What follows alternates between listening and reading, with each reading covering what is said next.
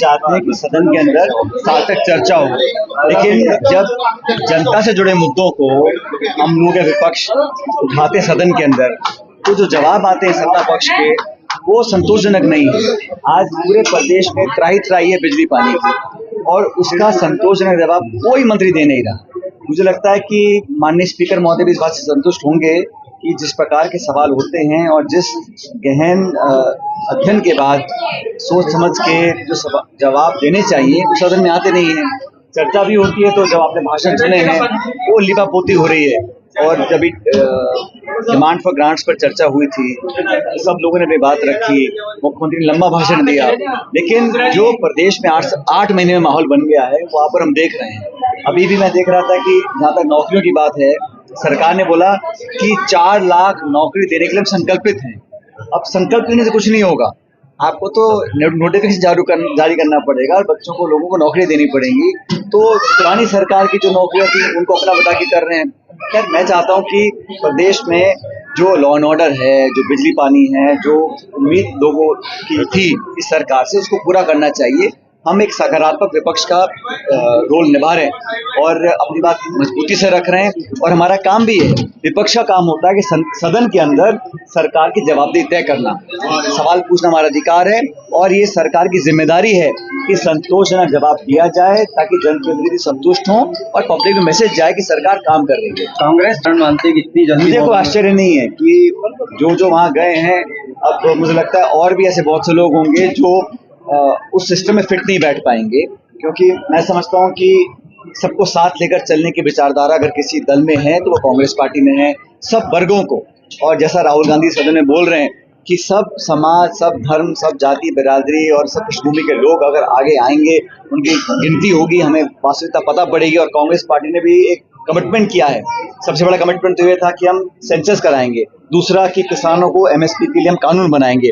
दोनों बातों को केंद्र की सरकार ने नकार दिया है और इसका उनको खामियाजा उठाना पड़ेगा। तो पब्लिक की डिमांड है कि किसान को आप एमएसपी पे एक कानून बना के उनको सुनिश्चित करें ताकि उचित मूल्य उनको मिले। और मुझे बड़ा खेद है जिस प्रकार के वक्तव्य कल सदन में दिए गए, विपक्ष के नेताओं के द्वारा राहुल गांधी जी को टारगेट किया गया। जाति, धर्म, समाज की बात करना संसदीय प्रणाली में शोभा नहीं देता, और ये कहीं ना कहीं जो इनको जनादेश नहीं मिला, एक माइनॉरिटी सरकार है, एक मिलजुली सरकार है, उसका उनको पीड़ा अभी भी है। जो उत्तर प्रदेश में, राजस्थान में, हरियाणा में, पंजाब में, महाराष्ट्र में जो सेटबैक हुआ है बीजेपी को, उसको पचा नहीं पा रहे हैं, इसलिए राहुल गांधी जी को टारगेट कर रहे हैं। और कल जो अनुराग ठाकुर जी ने बोला, जिस प्रकार के शब्दों का प्रयोग किया सदन के अंदर, और उनका संकेत राहुल गांधी की तरफ था, वो निंदनीय है। और इस प्रकार की भाषा का प्रयोग मैं समझता हूँ किसी को नहीं करना चाहिए, खासकर वो लोग जो संसद में बैठे हैं। खिलाड़ी राम भाई, हमारे यहाँ कमेटी बनी हुई है और किसको क्या जिम्मेदारी देनी है, अनुशासन की कमेटी है, और सब नेताओं से बात कर पार्टी का निर्णय होगा किसको कहाँ पे स्थान देना है। लेकिन मैं मोटे रूप से कहना चाहता हूँ कि भारतीय जनता पार्टी ने पिछले 10 साल से सरकार केंद्र में चलाई है, और अब यहाँ पर राजस्थान में सरकार बनी 8 महीने में। हर तरफ आप देख लीजिए, जो उदयपुर में घटनाक्रम हुआ वो कहीं ना कहीं चूक थी सरकार की। और जब विपक्ष में थे तो आप लॉ एंड ऑर्डर को, महिला उत्पीड़न हो, बच्चों के साथ अन्याय की बात हो, लूटपाट की घटनाएं हो, और अराजकता जो लगातार फैल रही है, इसको कंट्रोल करने में सरकार नाकामयाब इसलिए है क्योंकि मल्टीपल पावर सेंटर्स हैं।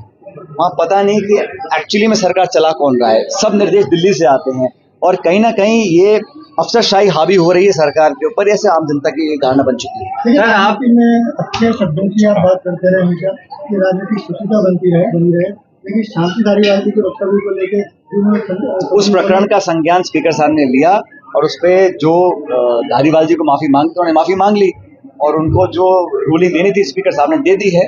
लेकिन मैं इस बात पे बिल्कुल आज भी कायम हूँ, कोई व्यक्ति हो, किसी दल का हो, किसी पार्टी का हो, लेकिन अशोभनीय भाषा, शब्दावली का चयन बहुत महत्वपूर्ण है पब्लिक लाइफ के अंदर, और सबको उसका संज्ञान लेना चाहिए। बार-बार गलती करते हैं, धारीवाल जी बार-बार गलती करते हैं, गलती की तो माफी मांग लिया, बात खत्म हो गई। लेकिन हाँ, ये इन चीजों से बचा जाना चाहिए, क्योंकि इससे जो नई पीढ़ी है उस पर एक अच्छा प्रभाव नहीं पड़ता है। सर, किस देश को, भाई देश को, किस प्रकार के राजनीति, इस देश में मैं हमेशा भी कहता हूँ, पहले भी मैंने कहीं गाजीपुर में परसों, कि नौजवान इस देश का भविष्य नहीं है, वर्तमान है, और नौजवान पीढ़ी को अच्छे संस्कार, अच्छी शिक्षा, अपने पृष्ठभूमि की पहचान और अपना गर्व होना चाहिए।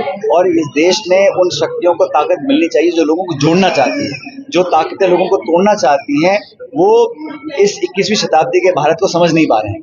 और हमारा ये संकल्प है कि राजनीति से ऊपर उठकर हम लोगों को सामाजिक जीवन में, पब्लिक लाइफ के अंदर एक उदाहरण प्रस्तुत करना चाहिए। चुनाव के समय अपनी प्रतिस्पर्धा होती है, अपनी बात रखनी चाहिए और विचारधारा के आधार पर, एजेंडा के आधार पर, प्रोग्राम के आधार पर लोग अपनी सरकारें बनाते हैं, बिगाड़ते हैं। लेकिन जो लोग राजनीति में हैं उनको हमेशा देश के प्रति समर्पित रहकर काम करना चाहिए।